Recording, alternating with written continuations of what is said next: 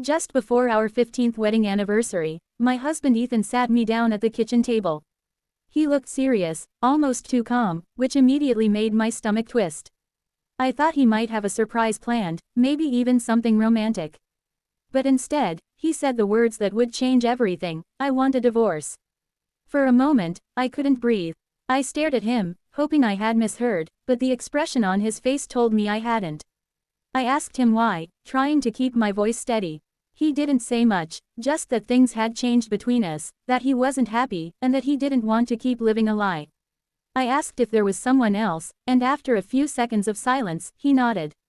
That nod broke something in me. I couldn't speak. I felt the floor fall out from under me. 15 years of marriage, gone in a single conversation. I wanted to scream, cry, beg him to reconsider, but I just sat there, numb. The following days were a blur. Ethan moved into the guest room. He acted like we were just taking a break, like everything was fine. I pretended too, mostly for our daughter's sake. She was only 10, and I didn't want her to see me break down.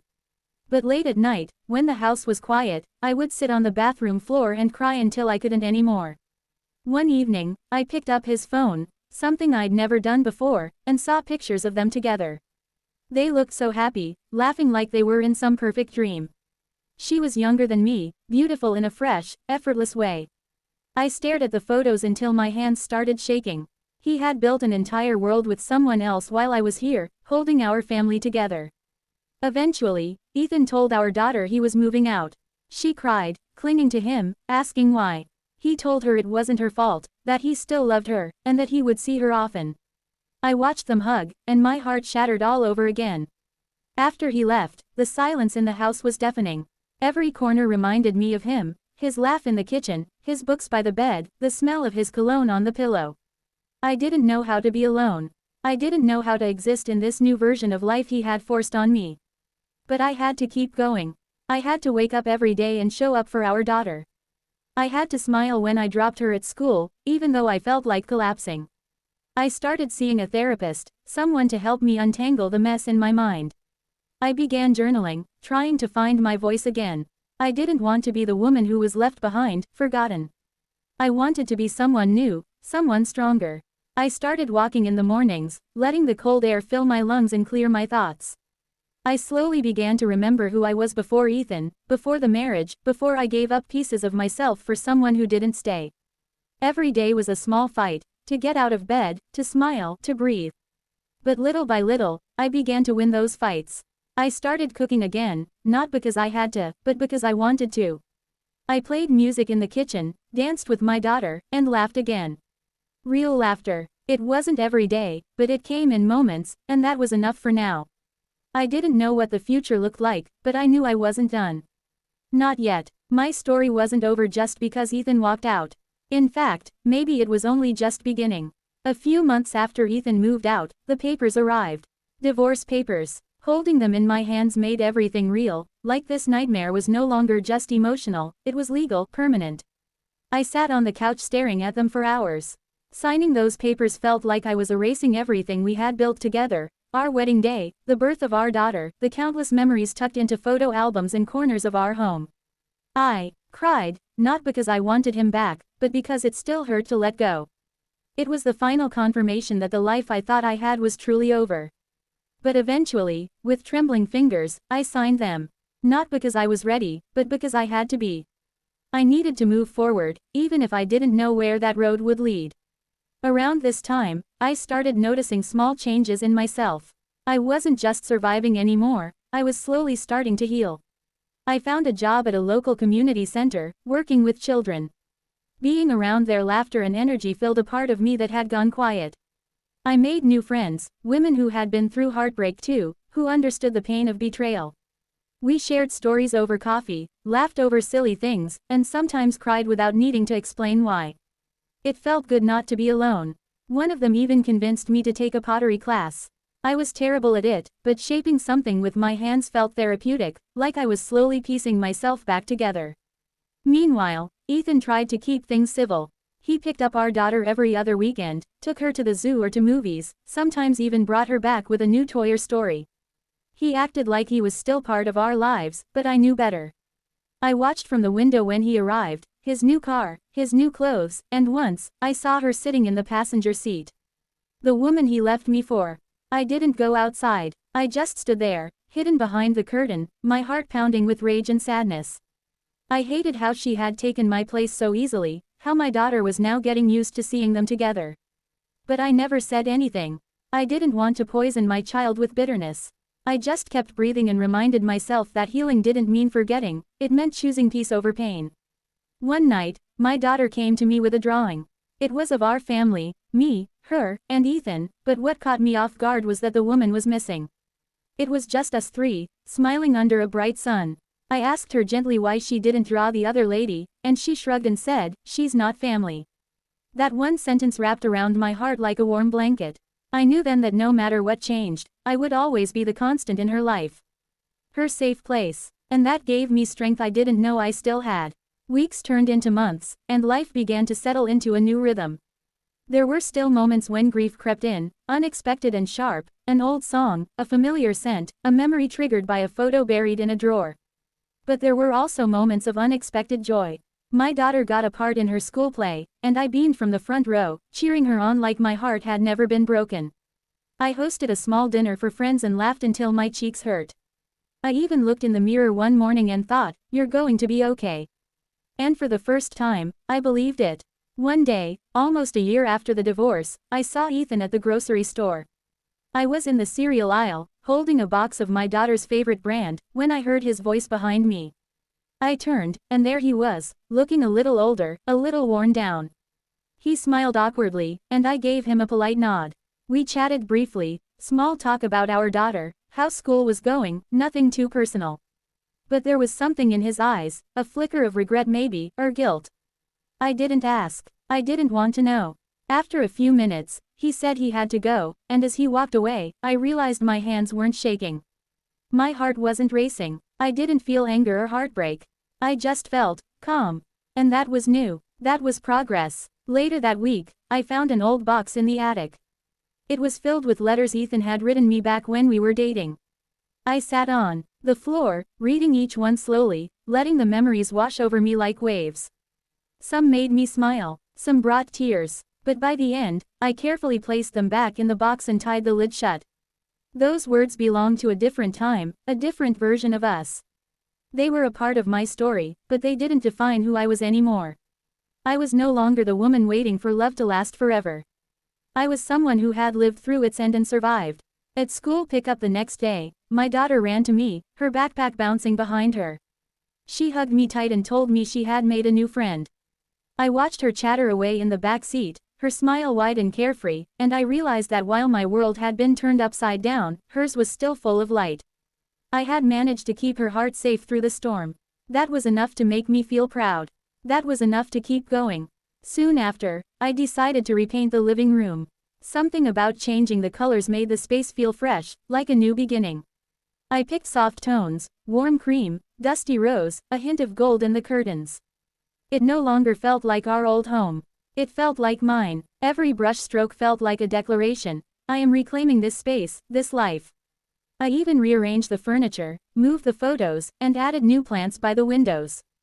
The house started to reflect who I was becoming, someone softer, stronger, and a little more hopeful. Then one weekend, my daughter asked if we could bake cookies together like we used to. I agreed, and we spent the whole afternoon in the kitchen, flour in our hair, dough stuck to our fingers, laughing like nothing had ever changed. As they baked, the smell filled the house, bringing back memories of happier times. But this time, the happiness wasn't tied to what used to be. It was rooted in the now, in our little world, just the two of us, figuring it out day by day. And just when I thought life had settled into this quiet kind of peace, something unexpected happened. One of the dads from my daughter's school invited me for coffee. It caught me off guard. I hadn't even thought about dating again. I politely declined, telling him I wasn't ready. But the truth was, a part of me was curious. I hadn't felt seen like that in a long time. That night, I stood by the window, watching the stars, wondering what came next. I wasn't rushing, I wasn't searching, but maybe, just maybe, there was still something waiting for me out there. Not a fairy tale, just something real, something kind. A few months later, on a quiet Sunday morning, I woke up before my daughter and made myself a cup of tea. The house was still, sunlight pouring in through the curtains. I sat on the porch, wrapped in a blanket, just listening to the birds and letting the silence settle around me. It felt peaceful in a way I hadn't experienced in years. I thought about how far I had come, from that night at the kitchen table when Ethan told me about Emma, to this moment of stillness where my heart no longer ached the same way. The pain hadn't disappeared completely, but it no longer controlled me. It was just a part of me now, like a scar that had healed but still reminded me of what I'd survived. One evening, my daughter asked if we could visit the lake, the one we used to go to as a family. I hesitated at first, unsure if I was ready to revisit that place filled with so many memories. But she looked up at me with those eyes full of hope, and I couldn't say no. We packed a small picnic, and as we sat by the water, I felt the wind brushing my face, carrying whispers from the past. My daughter ran along the edge, skipping stones and laughing, and I realized something important: memories don't have to be painful forever. Sometimes, they soften. Sometimes, they simply remind us that we've lived deeply, loved fully, and even lost honestly. Back home, I started journaling again. Each night, I'd write about the little things, what made me smile, what made me pause, what I was grateful for. It became a ritual, something that grounded me. I wrote about how my daughter was growing more confident each day, how I was learning to enjoy my own company, how I had started to dream again, quiet dreams of travel, of writing, of maybe even falling in love one day with someone who would never ask me to share his heart. The idea didn't scare me anymore. It didn't feel like betrayal to hope for more. One afternoon, I got a letter in the mail addressed to me in Ethan's handwriting. My heart skipped for a moment as I opened it. Inside was a simple note. He apologized again, not for what he did, but for the way he hurt me. He wrote that he had learned a lot, that he hoped I was healing, and that he wanted me to know he still respected me as the mother of his child. I stared at the words for a long time. Then I folded the letter and placed it in a drawer, not out of bitterness, but because I no longer needed his words to move forward. I had already done that on my own. Winter came, and with it, long evenings by the fire. My daughter and I created new traditions: movie nights with hot cocoa, reading bedtime stories under fairy lights, even dancing in the kitchen just because we felt like it. These moments, small as they were, filled the spaces that used to feel hollow. We were building something new. Something entirely ours. One night, she asked me, "Mom, are you happy?" I paused, not because I didn't know the answer, but because I wanted to say it right. "I'm getting there," I told her. "And every day, it gets a little better." She nodded, satisfied, and hugged me tight. I held her close, realizing that happiness didn't have to be loud or perfect. Sometimes, it was just a quiet warmth in your chest, a steady breath, a peaceful heart. Spring arrived slowly, like a soft promise. Flowers began to bloom outside our window, and with each passing day, I noticed how much lighter life began to feel. I had taken up walking in the mornings, just around the neighborhood, nodding at familiar faces, breathing in the fresh air. It became a time to clear my mind and remind myself how far I had come. Sometimes I thought about Ethan, not with pain or longing, but with quiet reflection. He had been a huge chapter of my life, 15 years of laughter, of arguments, of growing up together. But now, he was part of my past, not my future. I had learned to separate the love I once had from the pain it brought me. That in itself felt like a kind of freedom. I started working part-time at a local bookstore. It was small and cozy, the kind of place where people came not just to buy books but to talk, to sit, to share pieces of their lives. Being there made me feel connected to the world again.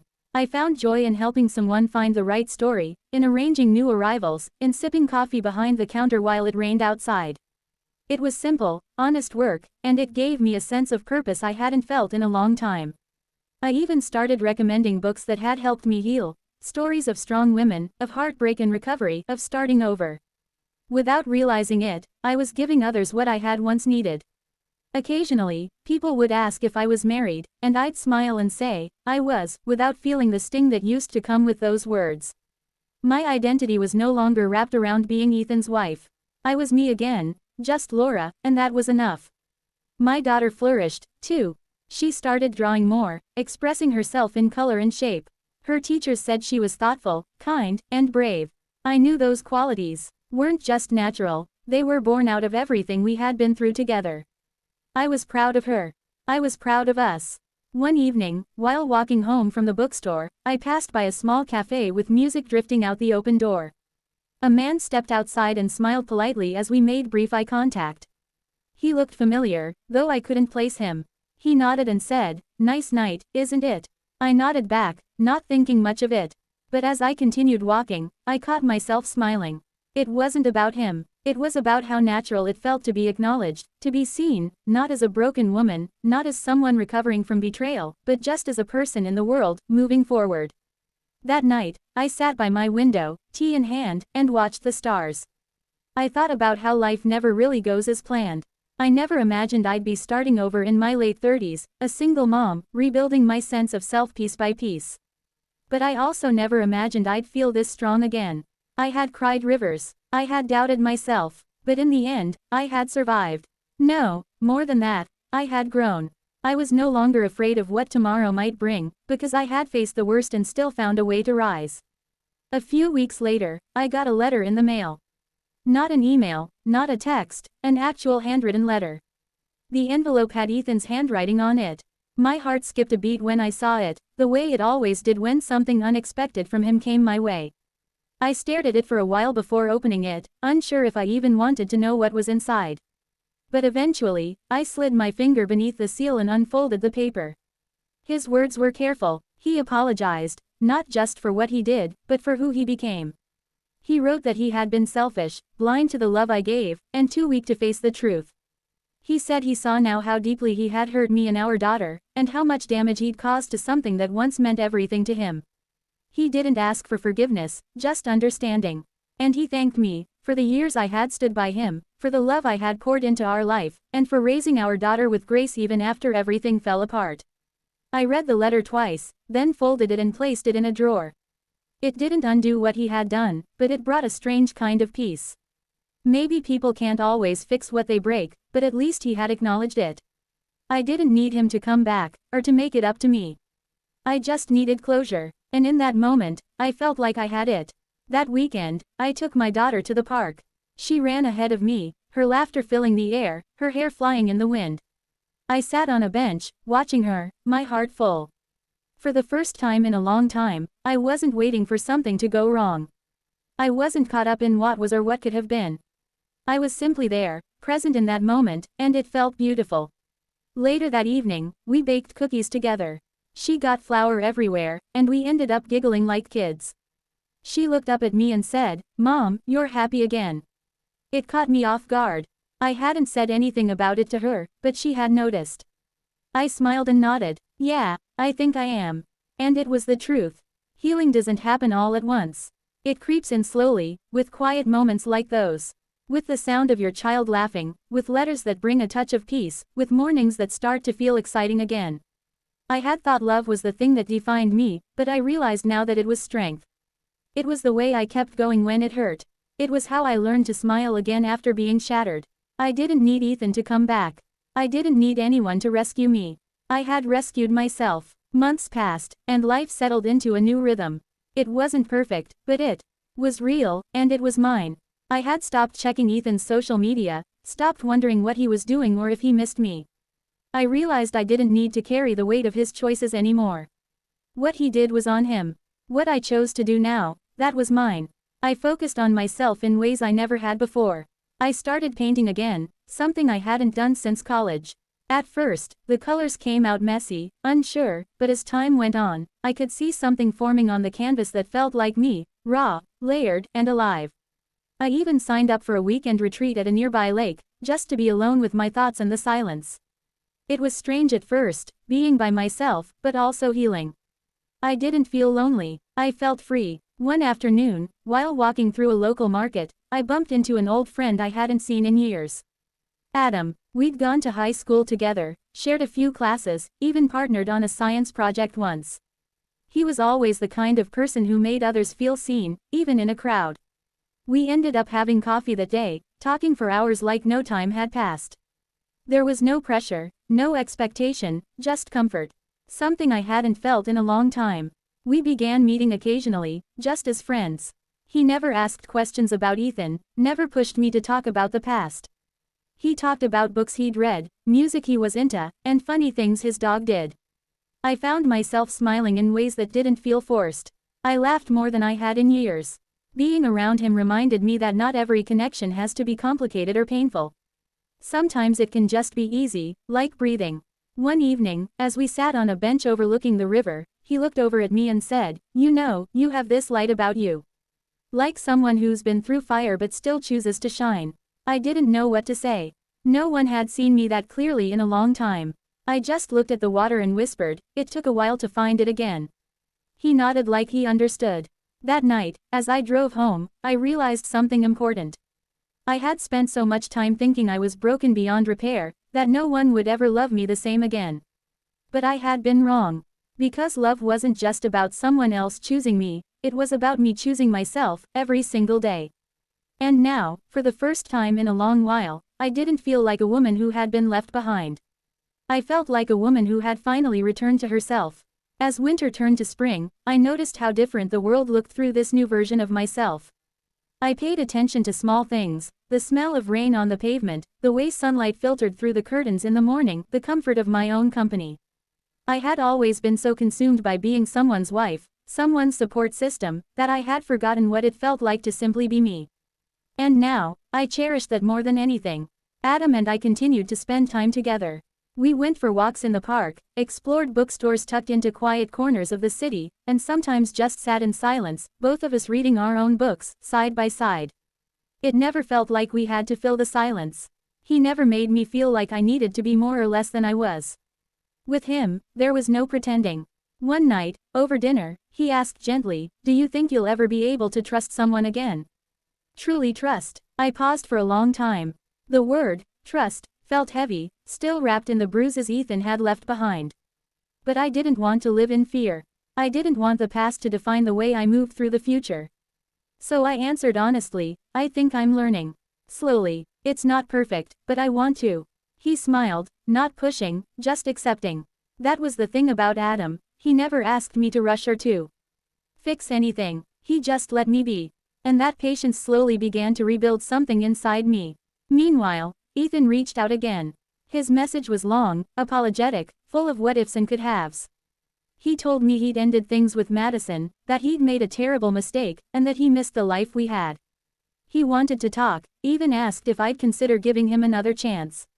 For a moment, I sat there staring at the message, feeling a familiar ache in my chest. There was a time I would have done anything to hear those words. But now, they didn't move me the way they once might have. Instead, I felt sad, for him, for the version of us that never made it through, and for the years I gave to someone who didn't know how to hold them. I didn't reply right away. I gave myself the space to sit with it, to really ask myself if there was anything still left in that chapter that needed to be read again. And the answer was clear. No, that part of my life had ended. I had survived it, grown from it, and come out the other side stronger. I didn't owe him anything, not forgiveness on his terms, not closure wrapped in neat little words. I had already given myself all of that. So, I wrote back one simple sentence. "I wish you peace, but I've moved on." I hit send and felt something shift inside me. Not just relief, but pride. Because for the first time in years, I wasn't reacting from hurt or hope. I was acting from clarity. And it felt like freedom.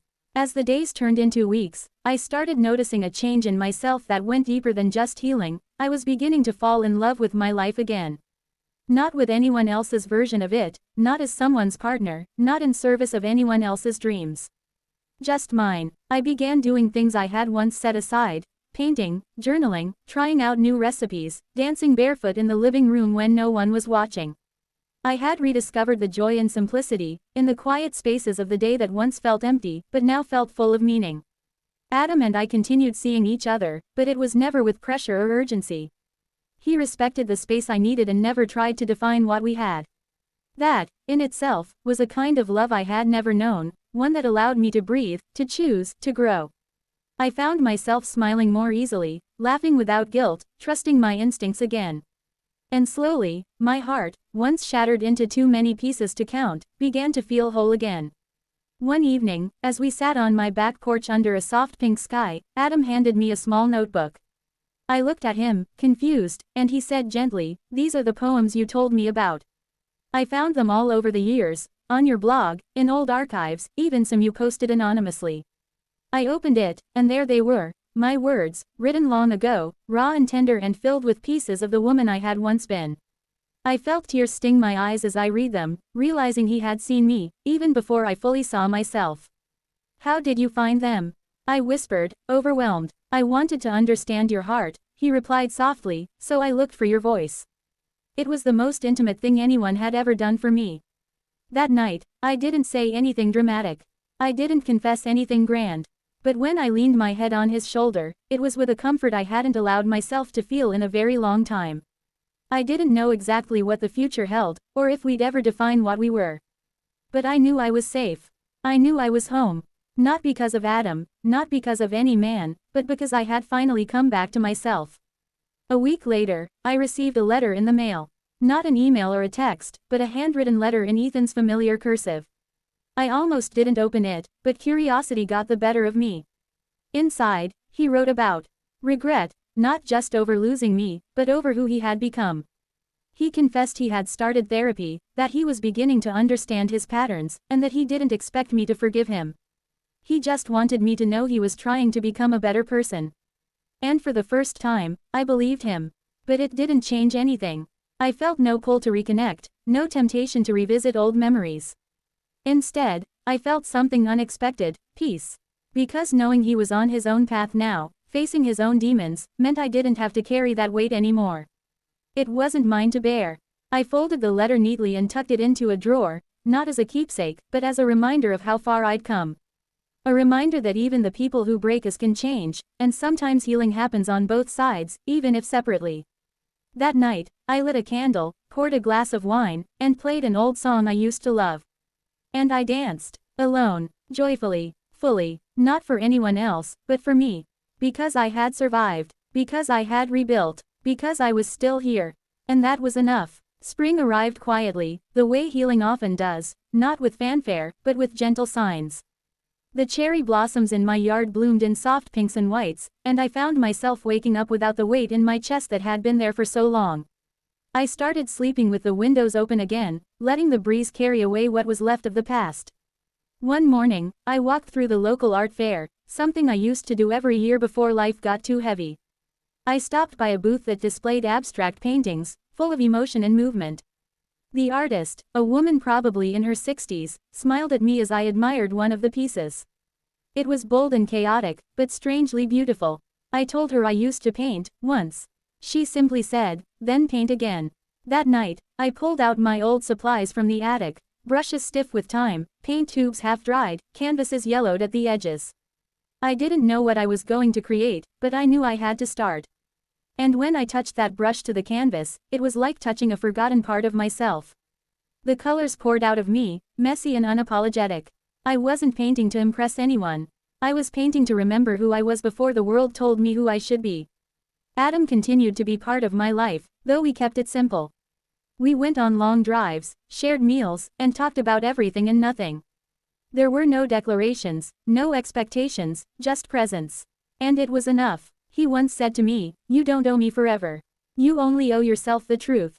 That truth, I realized, was that I didn't need to chase love anymore. I just needed to live it, freely, on my own terms. One weekend, my daughter came home from college for a surprise visit. She looked around the house, now subtly transformed with new colors and warmth, and said, "Mom, you seem lighter." I smiled and hugged her tight. I didn't need to explain everything. She could see it, she could feel it. As we sat on the porch, watching the sun dip below the horizon, she asked me if I'd ever consider dating again, really dating, maybe even getting remarried one day. I laughed softly, not out of dismissal, but out of clarity. "I think I'm already in a relationship," I said. "With myself. And it's the healthiest one I've ever had."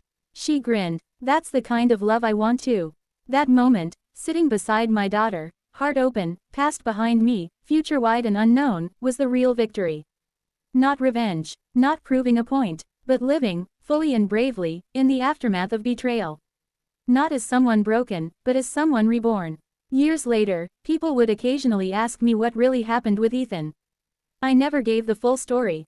Not because I was protecting him, but because I had no need to relive the pain. I had written new chapters since then, ones filled with courage, creativity, and quiet joy. And Ethan, he went on with his life. I heard he eventually remarried. I felt no bitterness, only a distant kind of empathy.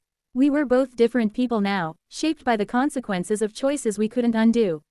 I wished him peace. As for me, I finally finished my first gallery collection. The title was simple, Burning Promises. It was raw, real, and filled with fire, just like the journey that brought me here. I stood in the center of the exhibit during the opening night, surrounded by strangers who saw pieces of their own stories in my art. And I realized then that sometimes, the most powerful revenge isn't loud or cruel, it's healing so deeply that the pain no longer recognizes you. It's becoming someone so whole, so radiant, that no betrayal could ever dim your light again. That was the real ending. And the most beautiful beginning. Thanks for watching. If you like this story, please give it a thumbs up and subscribe for more. See you.